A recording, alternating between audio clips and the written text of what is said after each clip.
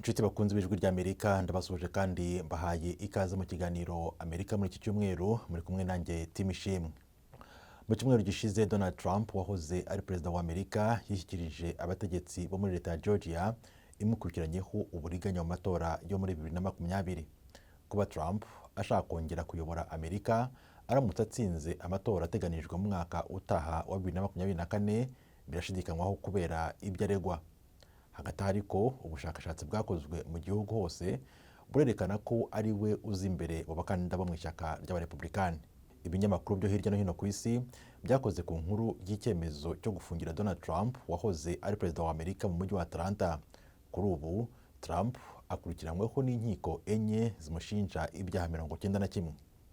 Mu bahatanira kwiyamamariza umwanya w'umukuru w'igihugu mu ishyaka ry'abarepublikani, uwahoze ari guverineri wa New Jersey Chris Christie yavugiye kuri televiziyo ABC ko Trump ari umutwaro ku ishyaka rye.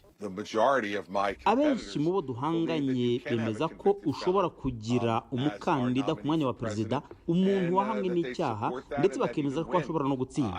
Ngenda cyeka ibyo bidashoboka. Undi mukandida wo mu ishyaka ry'abarepublikani wiyamamariza kuba perezida Vivek Ramaswamy wari kumwe na Chris Christie mu cyumweru gishize mu kiganiro mpaka yashimye ibyo Trump yagezeho ubwo yari mu kiganiro cyitwa Meet the Press cyo kuri televiziyo NBC. Ndashaka kubakira ku musingi washyizweho na Trump. Mu by'ukuri nzamutumira nk'umujyanama cyangwa umwarimu. Sinshaka kongera kwiga amasomo amwe. Ndashaka gukomereza aho yarangirije. Ibibazo bya Trump mu by'amategeko ntibiri mu byo Perezida Joe Biden azashyira imbere mu kwiyamamaza mu matora yo muri 2024 nk'uko Cedric Richmond, umuyobozi wungirije ushinzwe kwamamaza Biden, yabitangarije ABC.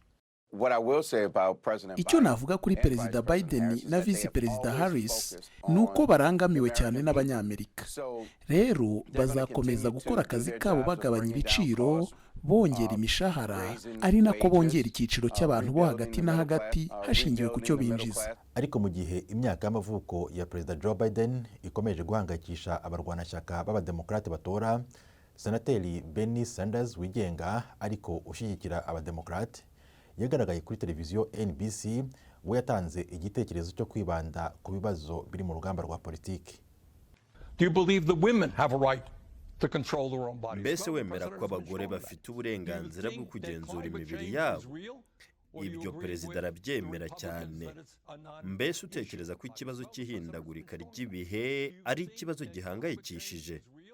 Cyangwa wemeranywa n'abarepublikani bavuga ko ibi ntacyo bitwaye? Hagati aho Donald Trump yahakanye ibyaha byose agashingira ku gukoresha iperereza rye ku byaha ashinjwa mu rwego rwo kutagira ikimukoma mu nkokora mu matora y'umukuru w'igihugu yo muri 2024. Mu bikorwa bye byo kwiyamamaza, Trump arakoresha ifoto ye ku bikombe n'imyenda mu rwego rwo gukusanya inkunga. Inshuti z'ijwi ry'Amerika aho muri mu bice bitandukanye, ikiganiro Amerika muri iki cyumweru naha tugisoreje. Mbifurije amahoro n'amahirwe no gukomeza gukurikira ibindi biganiro by'ijwi ry'Amerika. Mwari kumwe nanjye Tim Ishimwe.